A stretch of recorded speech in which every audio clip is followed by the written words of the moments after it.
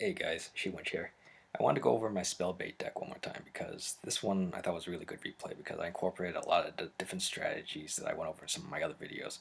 So I wanted to kind of go over them in real time. So again, first thing I really do is split goblins in the back because it's kind of a safe bet. And right there I see Skeleton's logs, so I'm thinking, okay, this is probably a hog deck.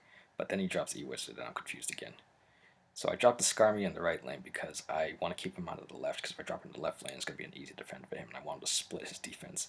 And right here, I can utilize the lane control strategy where I defend the left lane, defend the right lane, and then I can have the Dark God go off, since I'm going to do a tank and spank by dropping the RG, but the wall breakers, the miner, everything was just a little too much for me.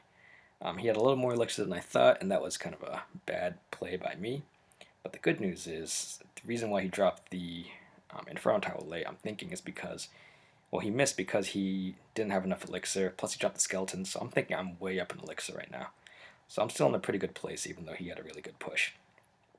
So I'm playing it slow. I dropped the princess in the left lane because if I drop it in the right, I don't want to give him the spell value by having the fireball or a log hit it or something like that. And then I'm, again, splitting up the pressure. I always try to split push with this deck. And that time this one worked. So I got 2 hits with the God Barrel, and then I dropped the Dark God just so I don't burn elixir, and I'm totally expecting the wall breakers this time. And there it is. So, a little smarter, instead of using the RG to tank and spank, I used the Mega Knight to defend, and this one was a much better defense than the other one.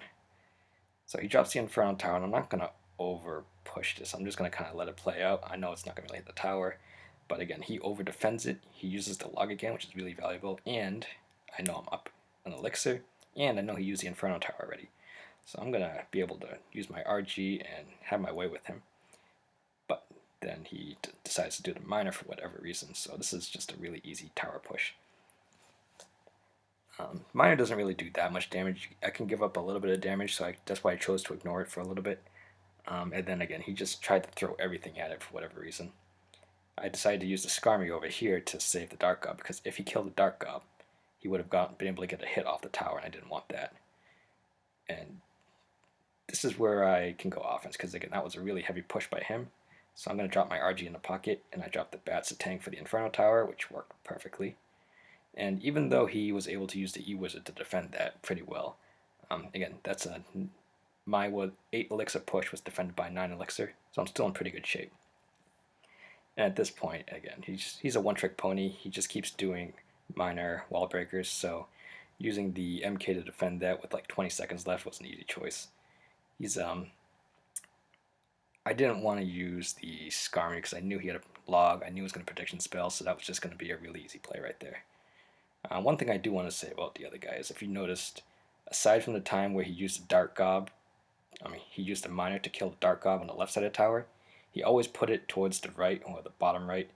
People tend to do that because it's just further away from, I don't know why people do that. Try to vary your miner placement. You can place it on the left side of the tower without having the left tower attack it, and it would have been, well, it's just a lot better to do that, just because it's harder to predict, harder for people to defend. You can get at least 1 or 2 hits off the tower usually if you do that. So, again, hope that helps.